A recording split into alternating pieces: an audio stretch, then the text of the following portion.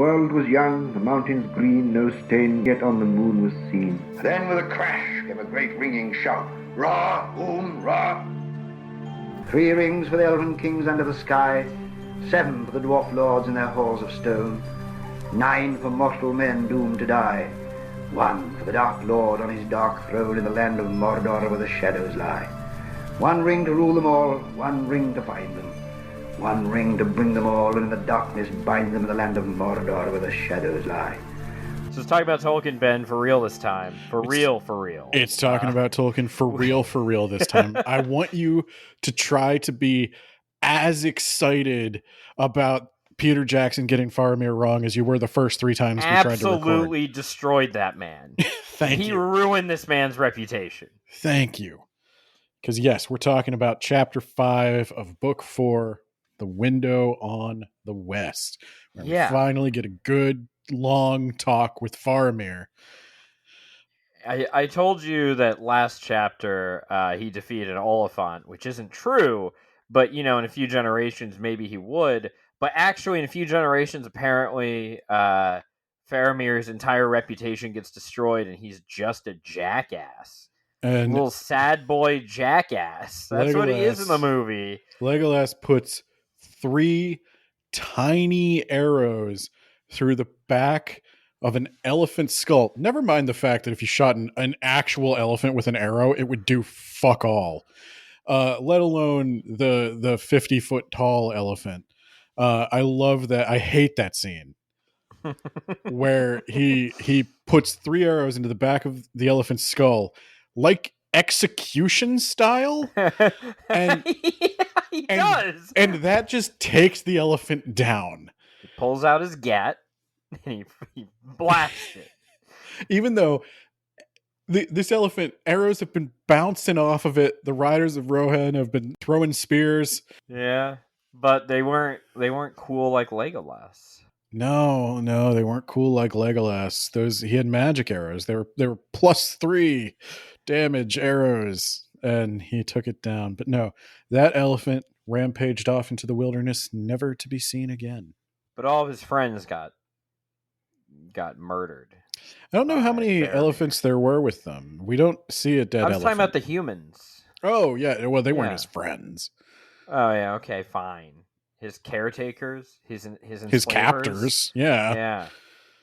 Well, then Faramir saved that Oliphant by killing all those dudes. And then he returns to Frodo and is like, yeah, we need to talk some more because I'm not fully convinced that you're not hiding something big from me. So there was more about that. Yeah, Boromir had a prophetic dream about a halfling carrying Isildur's bane, and you said you were the halfling from the thing. Do you remember when Boromir he dug that snow out with his bare hands? That's pretty cool, right? Yeah, he was. Yeah, let's talk more about that instead. Yeah, no, he was great at that. He also was super interested in what Isildur's bane was. Traveled hundreds of miles to find out. He was really good with that horn. You remember that horn? Oh, we're going to talk about the horn, Frodo. Don't worry. We're going to talk about the horn. And I forgot, Frodo. I forgot that it was not the last time I would have the opportunity to play that sound effect, because Faramir heard a ghostly horn on the night Boromir died. So I am going to play Don't Let the Bastards Grind You Down by the Toasters. One, I'm pretty sure, final time. I don't think that's this chapter, though. No, that's this chapter. Oh, is it? Okay. It talks about the ghost horn. Yeah. Okay, good. And how the horn was cleaved in 2. Yeah, every time Isildur's bane gets brought up, we start talking about Boromir instead. How big and strong he was. He sure was. And man, what a great guy. He's like, were you friends with Boromir? And, friends a strong word. We were companions.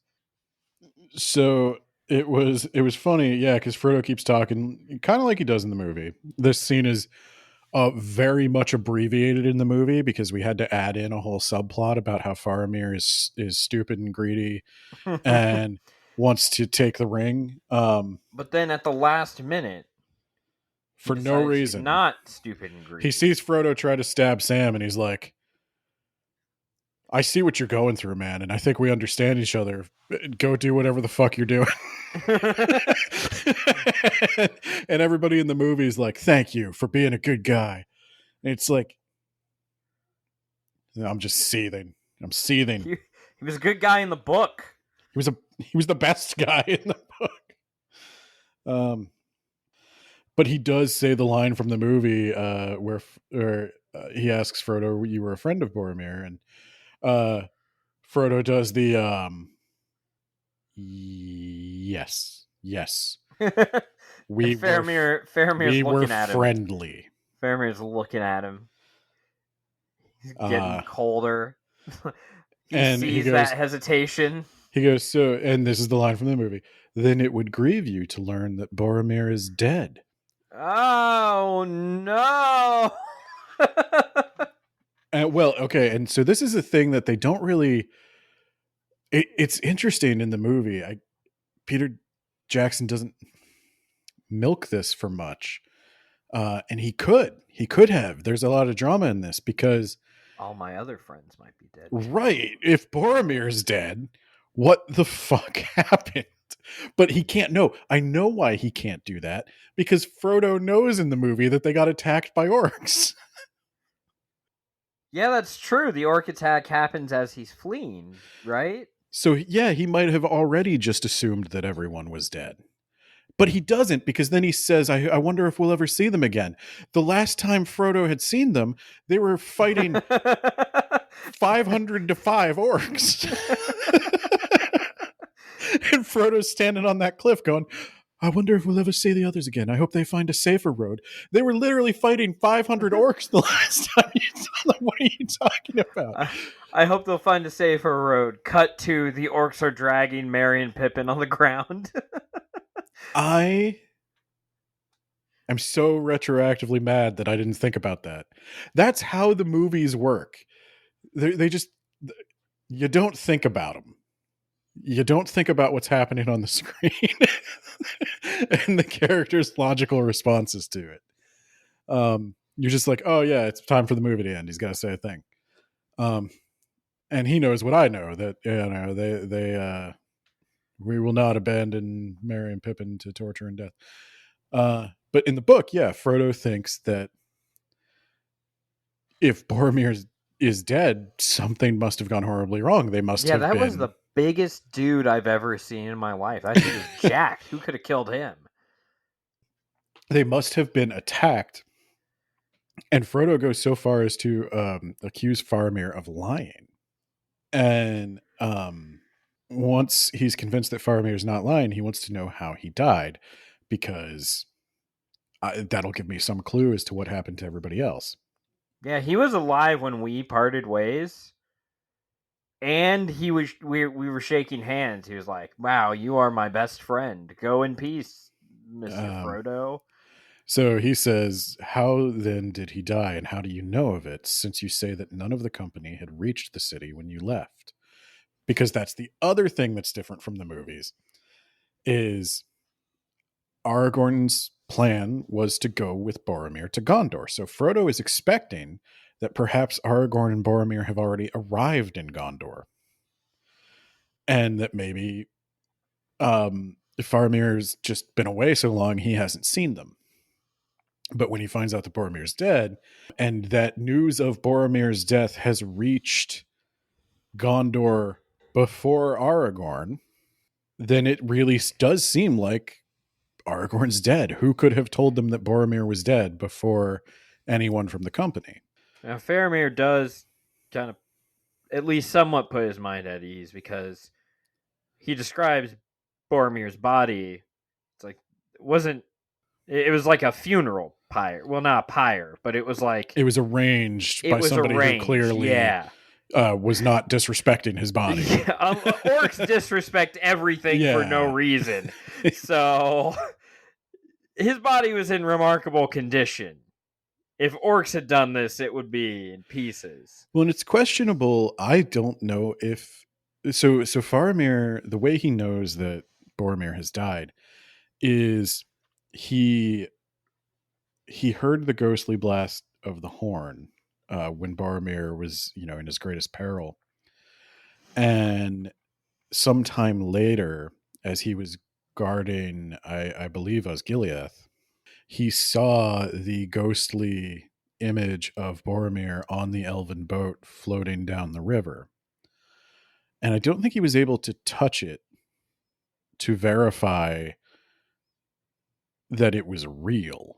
It seemed almost like a vision to him, but he knew that even if it was a vision, even if it was some kind of magic, what it was depicting was an actual event, that Boromir was actually dead. And then later they found the broken horn washed up. But Boromir would have never parted with that horn. Love that thing. no, and it was interesting because I was thinking as Frodo was talking about how he hadn't heard any news of Boromir's death, I was like, it's that because the East Wind doesn't provide any news of Boromir. You remember the song, right? Yeah. I remember Gimli not joining in. He had the opportunity, and then instead, I think Aragorn sang 2 of the verses about 2 of the winds, and then they're like, "All right, that's enough. Don't talk about the East Wind." Sorry, Gimli, you had your chance. But Faramir does accuse Frodo of treachery and says that I hoped that his friend would know the manner of his death. And that's when Sam has had just about enough. Yes, my note reads, Sam, sit down and shut up. See here, Captain. He planted himself squarely in front of Faramir, hands on his hips, and a look on his face as if he was addressing a young hobbit who had offered him some of what he called sauce when questioned about visits to the orchard. There was some murmuring, but also some grins on the faces of the men looking on. The sight of their captain sitting on the ground, eye to eye with a young hobbit, legs spread well apart, bristling with wrath, was one beyond their experience. All right, roll for initiative. Let's see how this one plays out. No, Faramir rabbit punches Sam. Goes down instantly. He said, "What are you driving at? Let's come to the point before all the orcs of Mordor come down on us. If you think my master murdered this Boromir and then ran away, you've got no sense.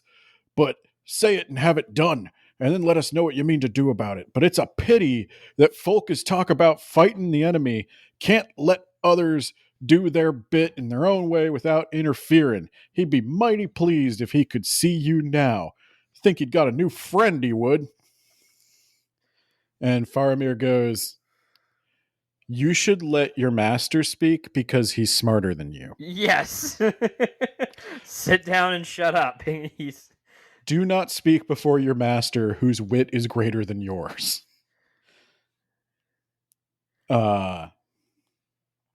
And he says, I think they talk a little bit more. I think this is where the horn is revealed, and he talks about the boat and everything. He loved playing that horn. Every time he'd blast it, Gandalf would be like, "Stop playing that fucking horn." He'd be like, "No," and just keep playing the horn. So finally Gandalf had enough and was like, "I would rather die than listen to you play that stupid horn anymore. I'm going to go fight that Balrog. Peace." So that was the last we ever saw of Gandalf. So Faramir details his vision, details how he found the horn, partially because he recognizes that Frodo is actually upset, and he's they talk about the elven boat, and Faramir makes a comment about never having actually seen an elf, only knowing them by legends, and saying that unless the people of Lothlorien came to arrange Boromir's body for its funeral, then someone who cared about him yet lives. So there's a little bit of hope still. And now, Frodo, Sam, you're under arrest. You're going to jail. Well, you're at least coming down to the station for a few questions. But hey, on the plus side, the station has a warm meal and a bed. So factor that into your decisions here. You don't have a choice. Yeah, there's no. I'm not giving you a choice. You don't make a decision. But maybe don't resist, right? Yeah, Frodo's literally Faramir is sitting down and eye to eye with Sam, standing up at his most threatening. So, yeah, and he's got a bunch of dudes with him. So I think they even let Frodo keep his sword. They both get to keep their weapons. Yeah. It's like, what are you gonna do with those? You gonna hit me with that toothpick? Okay. So as they start the long march to the window on the west, and as they're walking, Faramir sort of comes up beside Frodo. He's like, "Hey, I know you think I forgot about that Isildur's Bane thing, but I didn't. I just didn't want Sam saying too much in front of my men." What are the odds that Sam is going to say too much, though? Am I right? But I think we both know that you're not being entirely frank with me. And Frodo says, "I told no lies, and of the truth all I could." Boromir says, "You spoke with skill in a hard place, and wisely it seemed to me. But I learned or guessed more from you than your words said. You were not friendly with Boromir, or you did not pardon friendship. You and Master Samwise, too, I guess, have some grievance. Now, I loved him dearly and would gladly avenge his death, yet I knew him well. Isildur's Bane, I would hazard that Isildur's Bane lay between you and was the cause of contention in your company. Clearly, it is a mighty heirloom of some sort, and such things do not breed peace among confederates. Not if aught may be learned from the ancient tales. Do I not hit near the mark?" Shit. And Frodo says, "Near, but not a bullseye. There was no contention in the company. There was just doubt about which way we should go." And then Faramir says, "So it was as I thought. He wanted you to bring it to Minas Tirith." Shit. And "It is a crooked fate that seals your lips who saw him last, and who holds from me that which I long to know. What was in his heart and thought in his latest hours, whether he erred or no? Of this I am sure. He died well, achieving some good thing. His face was more beautiful even than in life." And then he tells a little bit of history of Gondor. He explains that the Gondorians are descended from the men of Numenor. His particular family traces its line back to Mardil, the first steward, who ruled in the king's stead when he went to war. And the last king went to war childless and never came back. And so the stewards have governed ever since. And he tells a story that is interesting, an interesting insight into the dynamics of his family. And I know I'm reading a lot, and I hope I don't get a copyright takedown for this, but and this I remember of Boromir as a boy, when we together learned the tales of our sires and of the history of the city, that it always displeased him that his father was not king. Quote, "How many hundreds of years needs it to make a steward a king if the king returns not?" His father, Denethor, also done dirty in the movie. Yeah, he's not a crazy jackass. He answers, Few years maybe in other places of less royalty. In Gondor, 10,000 years would not suffice. Alas, poor Boromir, does that tell you something of him? And the whole purpose of that exchange is that Boromir's he's like a man of this age. His family has ruled for generations, and yet they call themselves stewards and not kings. And he wants to know, why not? Shouldn't we be kings by now? Shouldn't we lead this nation? Shouldn't we have the titles and honors of that we deserve, that other men in similar positions would have? And Denethor scolds him, saying that, yeah, other men may break law and tradition after a few years. They But may make some memes about shitting on their peasantry when they do it. But in Numenor, that shit holds. We honor oaths. We are stewards. We are not kings. That is the oath our fathers took. And as men of the West, of Numenor, we do not forget our oaths. And Faramir's saying, I loved Boromir, but not the most patient guy. Confused about things that were a little bit beyond his understanding. He's not dumb necessarily, but he didn't get it. He didn't get why it was important. Why it was important to hold to that oath. Not a big reader. Not a big... it doesn't have a lot of interest in history. Doesn't care so much about Numenor. It's Gondor now. That's ancient history. I might as well care about my... it's funny as an American because I have no fucking clue where I'm from. I've had relatives who have got into it, and Western Europe. But crazy. Who would have thought? Yeah, but Boromir's Boromir is somebody who's like me. Like, who the fuck cares? We're here now. I want to be in charge. Call me king. Yeah. I'd vote for Boromir for president.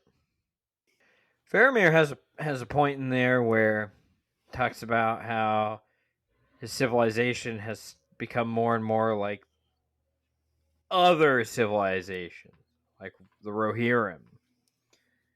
He also brings up that like a warrior is expected to do more than just be really good at war, but we still kind of put warriors up on this pedestal, you know? Oh yeah, I don't know if this is where the famous quote is. If it's in this chapter, let me see. I would have highlighted it. This isn't exactly the quote I was thinking of, but this is the one you were talking about.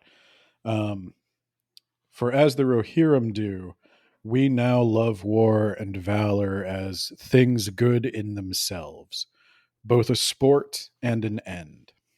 And though we still hold that a warrior should have more skills and knowledge than only the craft of weapons and slaying, we esteem a warrior nonetheless above men of other crafts. Such is the need of our days. So even was my brother Boromir a man of prowess, and for that he was accounted the best man in Gondor, and very valiant indeed he was. No heir of Minas Tirith has for long years been so hardy in toil, so onward into battle, or blown a mightier note on the great horn. And then Faramir sighed and fell silent for a while. This is where we learn that Faramir also spent time with Gandalf, and that Gandalf... the Grey Pilgrim. The Grey Pilgrim. Mithrandir, they called him in elf fashion. And in the House of Denethor, they know much ancient lore. And there are many things preserved in their treasury, books, tablets writ on withered parchment, and even on stone and leaves of silver and gold. and diverse characters. Some none can now read, and the rest few ever unlock. I can read I can read a little in them, for I have had the teaching. Uh, it was these records that brought the Grey Pilgrim to us. And he also says he got permission from Denethor, Gandalf did, to go into the archives and just have at. We got full access to the archives, and Faramir's like, I have no idea how Gandalf convinced him to do that. Faramir does not know fully what Gandalf is, but he, I think, suspects more than a man. I think Faramir suspects that Gandalf is not just an old dude. And while Gandalf was there many times when Faramir was a child, if Gandalf had time, he would teach Faramir a few things, but not nearly as much as he would like. And he says, this Mithrandir was, I now guess, more than a lore master, a great mover of the deeds that are done in our time. And this really is the whole chapter. It's just Faramir slowly piecing together from almost no information everything that's going on. Yes. Yes. He figures pretty much everything out. And then after they eat and drink, Sam blurts out about the ring. And it's like, God damn it, Sam. You couldn't just sit down and shut up. But Faramir told Frodo, even before the ring was revealed, he said that he suspects Isildur took something from the enemy, and whatever that is, he would not pick it up even if he found it on the side of the road and use it. There's a couple of things. Obviously,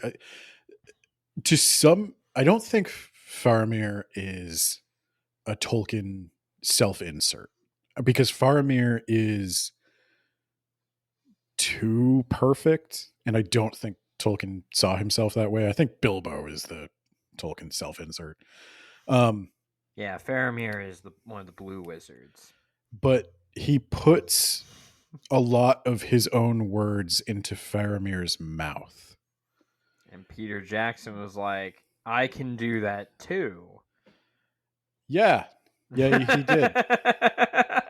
Well, no, he was like, I'll go take some quotes from the first book and put them in the third movie because they'll sound like Tolkien, and everything he said was basically the same anyway. And I'll take some scenes out of context. Like when he hears about the ring, he's like, oh, so you used that ring. Or no, Boromir wanted that ring. You escaped from him. And you happened to land right in front of me, surrounded by my men, totally at my mercy. Sam and Frodo, that's when they get up and they have their hands on their swords, and he's like, guys, relax, I'm fucking with you. I do not want it. He does do this, and it's awesome. He does do that. Yeah. So there's several things Faramir is saying that are right out of Tolkien's personal letters. These are his personal beliefs. That as a soldier, as someone whose children had to become soldiers, everybody he knew had served in the army, Tolkien values what it takes to go onto a battlefield and do what you have to do. And he understands that there are fights that need fought. But he dislikes, and I sympathize with this a lot, and I think this is part of the reason I'm so drawn to Tolkien, is somebody else who's also into Norse stuff that doesn't really reflect a morality that I in any way endorse.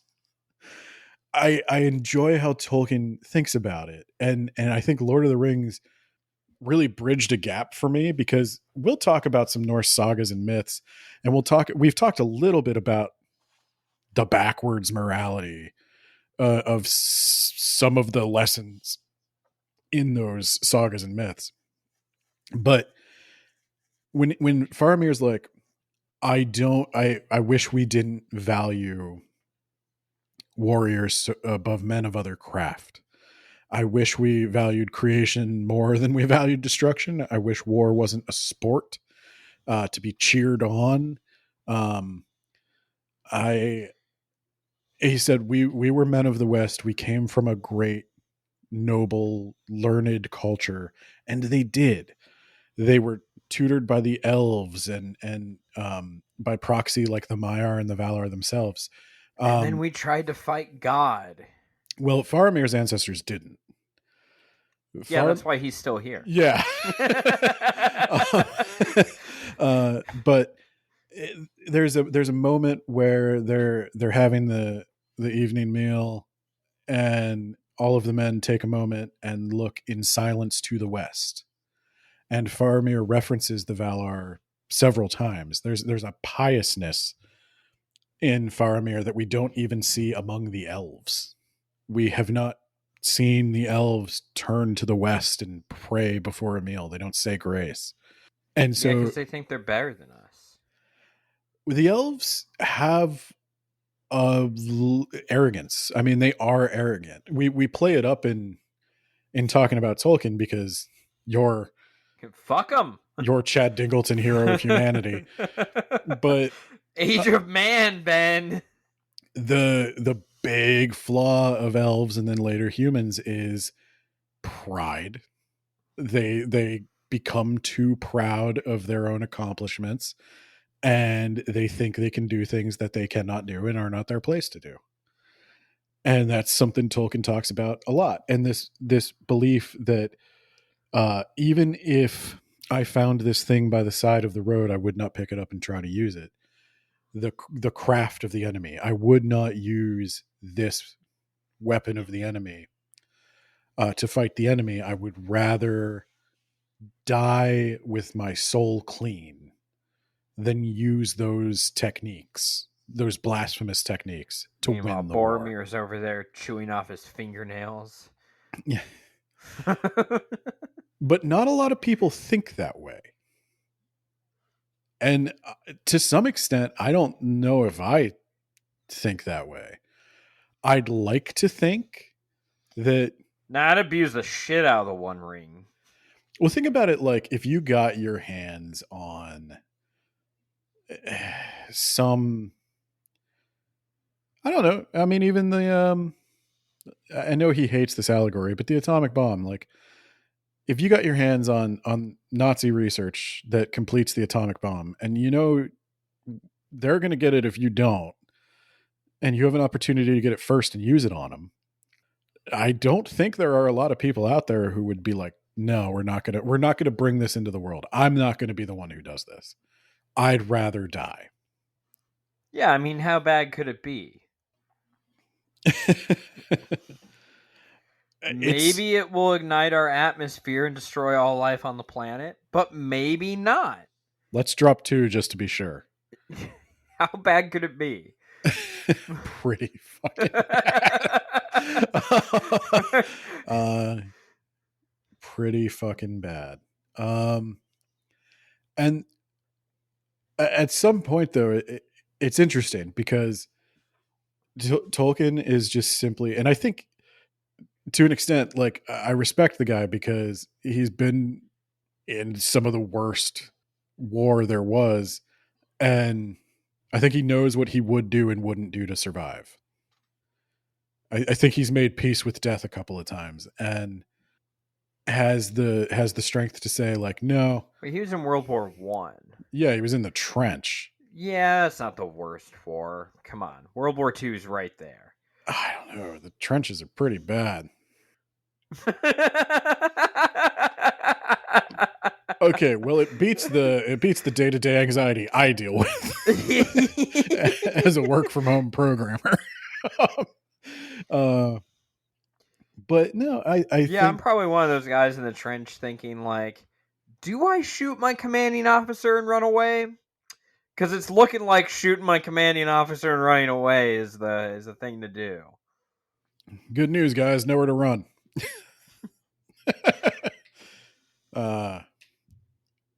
But at some Tell me point, to go up and over this fucking trench one more time. see, the thing is, I would agonize over something like that if I had the weapon and like I legitimately would never want to be president or anything like that because I do not want to have to make these choices. How hard Because could it be? Just kill them all, Ben. yeah, Blam blam. Pow pow. double tap, old Petey Hegseth. But you know what I've heard recently is old Petey Hegseth. He didn't give that order. Yeah, it wasn't him. It was the admiral, and I stand by that admiral, who I definitely won't relieve. So you know how we got all mad at those Democrats telling you to refuse illegal orders? You should have refused that order. That was illegal. Yeah, I didn't give it. I don't know who did, but yeah, you shouldn't have done that. Can't believe you did that. Good luck. In all honesty, though, I at some point the world is going to have to adopt this this stance if we're going to survive. At some point, we're just going to have to say like, no, we're not going to invent that weapon. Like, no, we're not going to use that. Well, or we're all going to die. Maybe the environment gets us first. Maybe. Maybe. But yeah, I enjoyed that.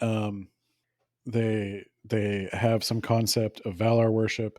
Faramir knows about Valinor, and he knows about Tol Eressëa. What? Yeah, he knows more than you do. Yeah. So I'm going to reward him by making him just the biggest asshole and loser in the next book or in the next movie. He says, we look towards Numenor that was, and beyond to Elvenhome. That is, and beyond to Elvenhome, that is. And to that which is beyond Elvenhome and will ever be. Have you no such custom? So he says, we look to Numenor, to the west. There was Numenor, the island, where the men who fought and were rewarded live.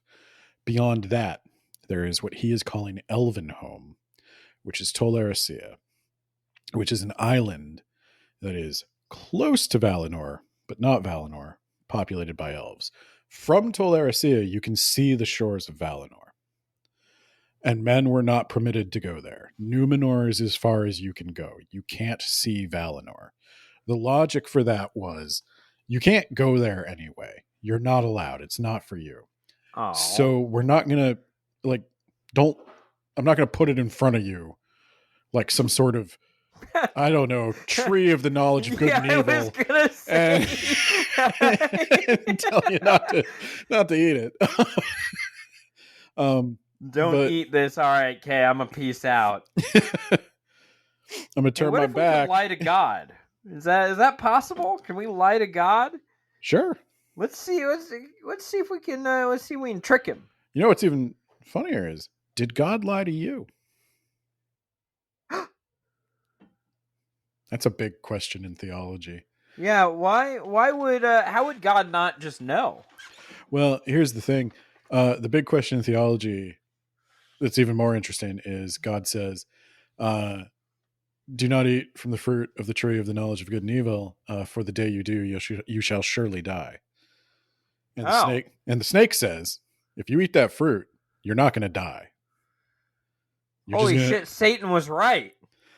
That's the conundrum, isn't it? There's people who have, I think the best case I've ever seen for arguing against that Satan lied was that God was not saying the fruit will kill you, that God was saying, I will kill you.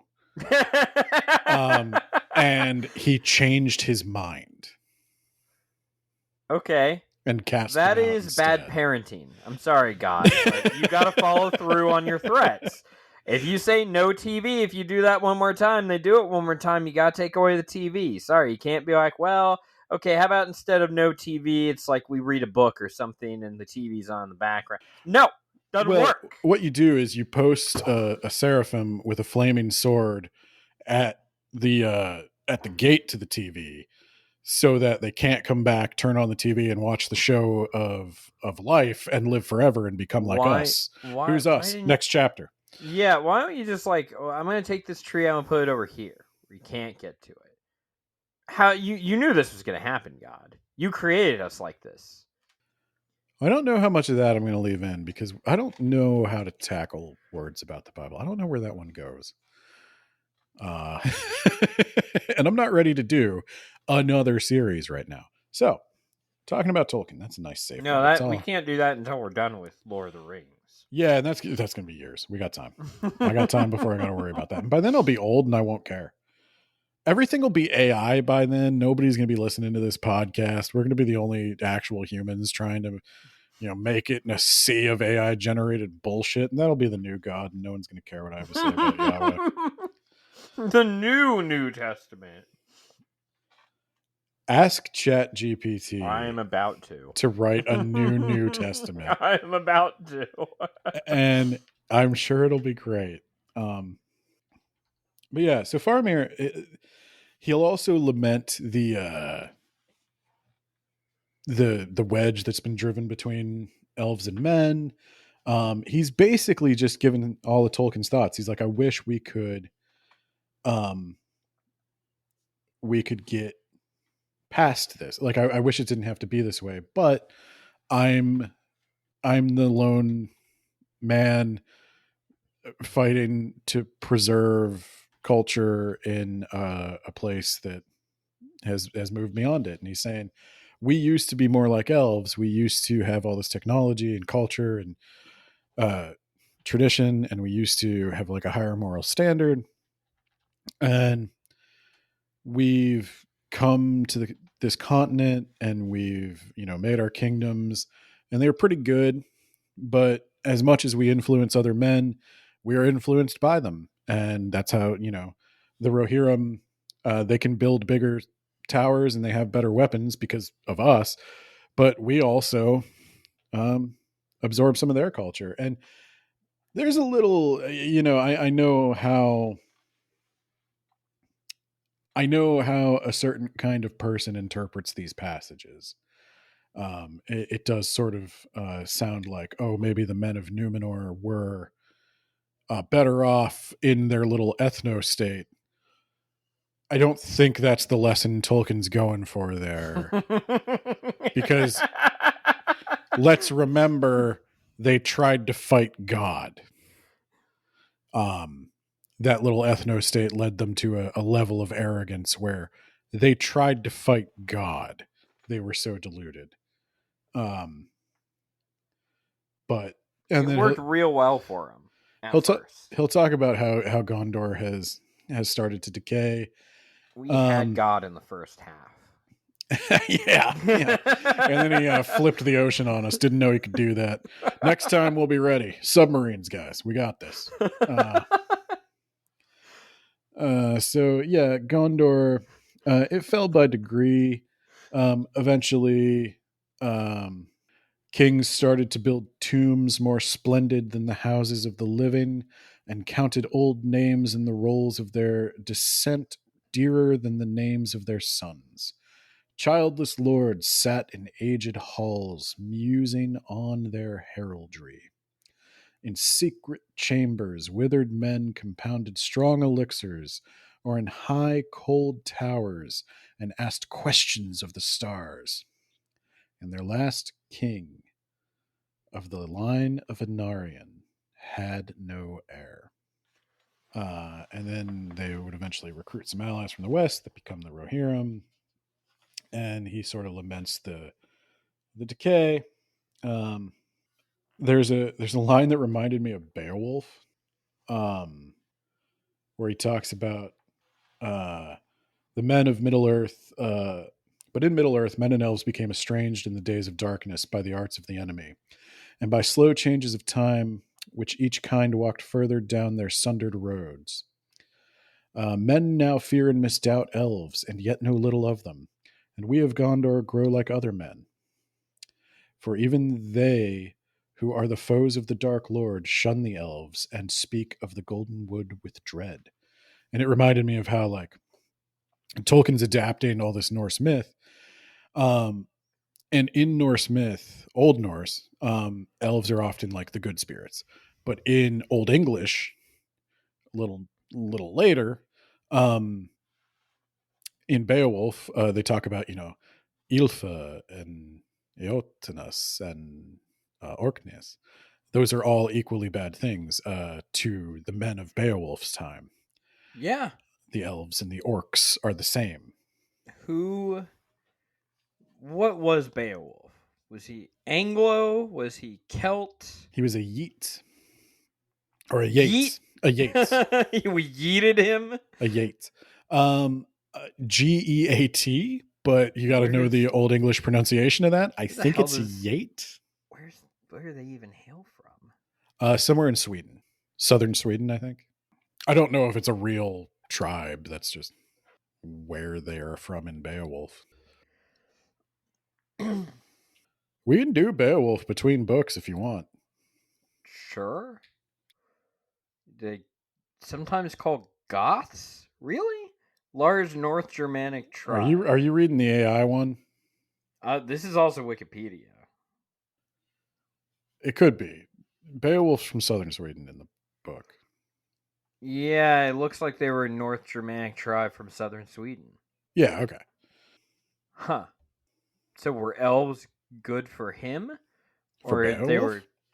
were they equally bad? And they are mentioned in the same breath as orcs. All right. And what I think is meant to be Jotuns. Giants, I guess. Fuck them. Age of Man. Fuck 'em. Age of Man. Age of Man. It's been uphill ever since. It's just one golden age more golden than the first.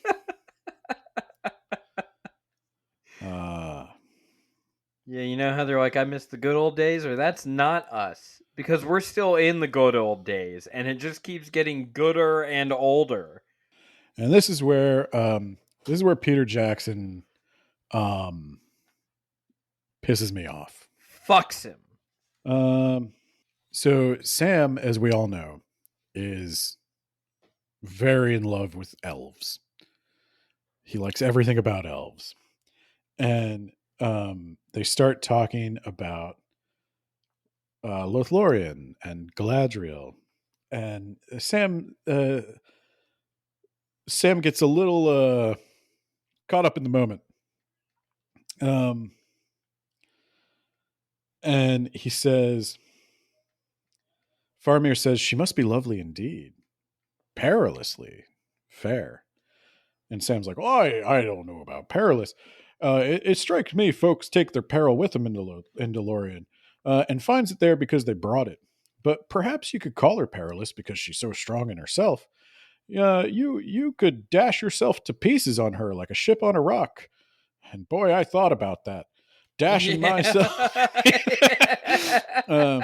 Drowned yourself like a hobbit in the river. But neither rock nor river would be to blame. Now, and he stopped. And Faramir's like, yeah, now Boromir. I meant Legolas. Legolas had a real hard time with the Malorn trees. He hated them.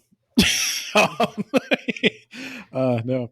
He said, well, yes, sir, begging your pardon. A fine man as your brother was, if I may say so, but you've been warm on the scent all along. Now, I watched Boromir and listened to him from Rivendell all down the road, looking for my masters, you understand?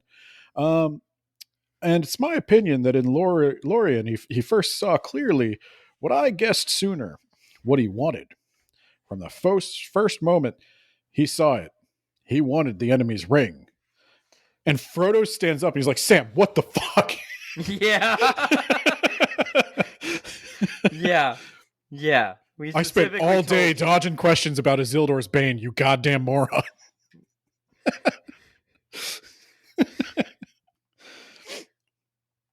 And Sam's like, "Oh shit! Oh dear me! Oh no! What have I done?"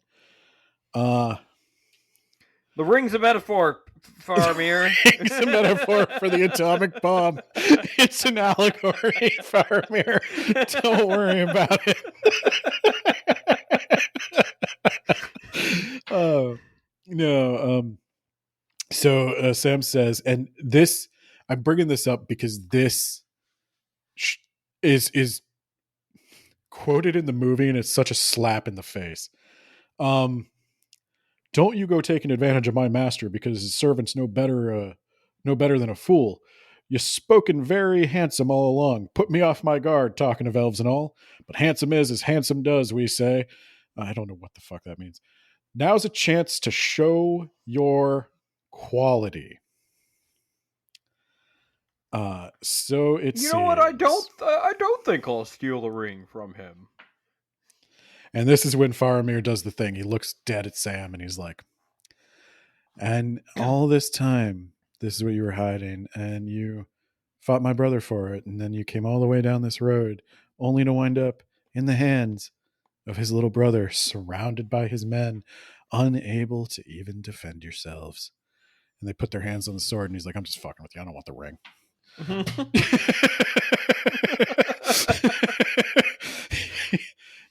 He's like, I'm not going to try this. But he understands, because he doesn't want to rule. He wants to study his books, and he wants to create things, and he wants to make a better kingdom. He knows that he can't use the ring. He knows his limits. And he says that the men of Gondor would seldom boast and then not follow through. And so he tells them, not if I found it on the highway would I take it. And consider that a vow. But maybe don't ever mention that again in front of the guys, okay? Because you know that thing I was lamenting about, like, oh, we really like cheer on warriors too much? Yeah, that's them. They do that. So yeah. And then again, this is taken. Well, Frodo, at last we understand one another. If you took this thing on yourself, unwilling at others asking, then you have pity and honor from me, and I marvel at you to keep it hid and not use it. You are a new people in a new world to me. Are all of your kin of like sort? Frodo's like, absolutely not. Yeah, I was going to say, mostly except for the Sackville Baggins.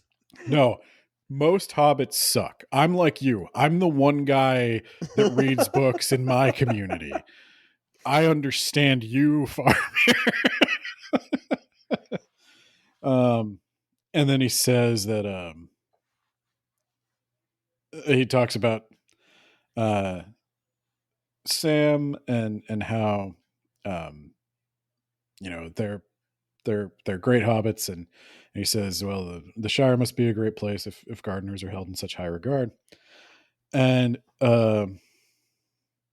Sam at the end of this says he thanks him for being so understanding, for not being a dick, and for being the best guy they could have possibly met ever.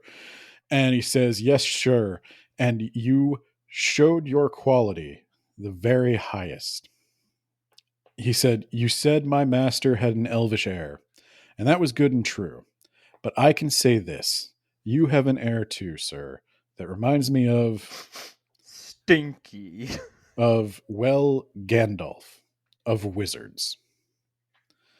And I think that was like the highest compliment he could have paid Faramir, because that's what Faramir wants to be. And I think I don't know if you remember in the movie, when in the movie, Faramir's like, the ring will go to Gondor. It's the exact Yep. opposite of the I point of remember his that. character. It's just taking a character and flipping it because I don't even know why he's in the movie. I don't even know why they call that character Faramir. Well, you got to have him in there. So, that's Faramir. It's like it's like if you put it's like if in the Hobbit movies they added Radagast and had him just like choke a hobbit to death. Like, why? or like Radagast, I'm the animal cruelty wizard. Like I don't know why you would put Faramir in to have him say the ring will go to Gondor. I hate that. I hate that so much. And then, so after Faramir decides we're going to take the ring to Gondor and turns the angel golem back into an evil creature, then they get attacked by Nazgul, which see Frodo 5 feet in front of them holding out the ring or something. Yep. I remember that. And then Frodo, in a like drug-fueled rage, tries to stab Sam.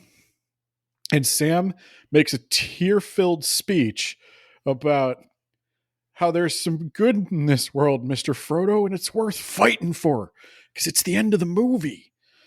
And then Faramir looks at Frodo and Sam after watching presumably Sam almost die, and he's like, I think at last we understand one another, Frodo Baggins. And then Sam says, you've shown your quality, sir. And I said, fuck you. Sam saying, you've shown your qualities. Because that's the whole thing. They put these in the extended editions.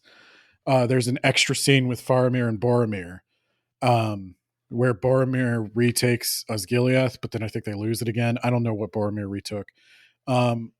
And their father shows up and they're both like, oh, our dad sucks. And Denethor is like, there's my son and there's my mistake. And and I yeah, he is like that.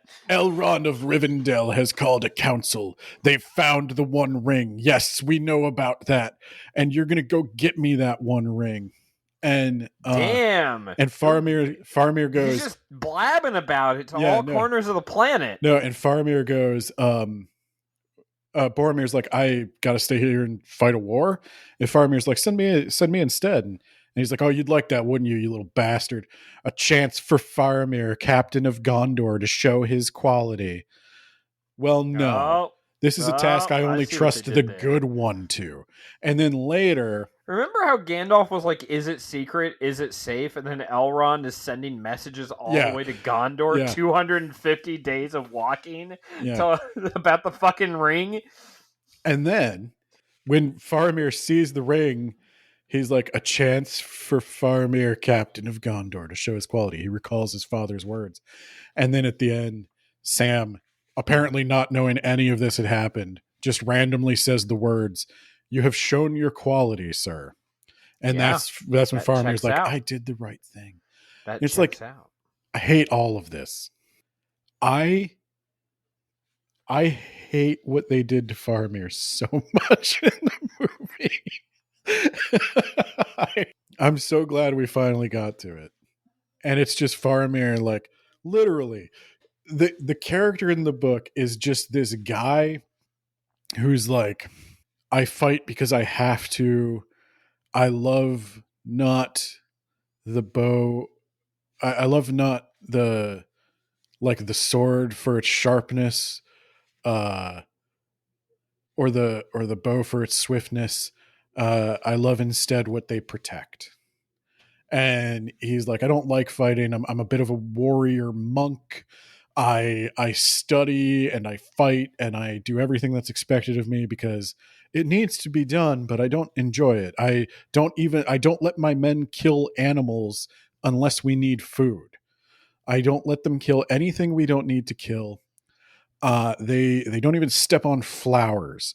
And You got this one powerful weapon of the enemy. It's a weapon of the enemy. That's all I need to hear, Frodo. I'm going to load you up with supplies. You're going to go on your quest. And we're sending you to Gondor. Yeah. And, the Valar, I just, Father, Son, and Holy Spirit. I say grace before I eat. I'm just the best version of a man in this story. Giant piece of shit. Humongous piece of shit. I'm arguably... He's a mistake. Arguably a better man than Aragorn. Except that Faramir doesn't want to lead and Aragorn does. Who gets that hot elf booty in the end? I think it's that I do think there is something to the notion that part of the reason he wants to be king is because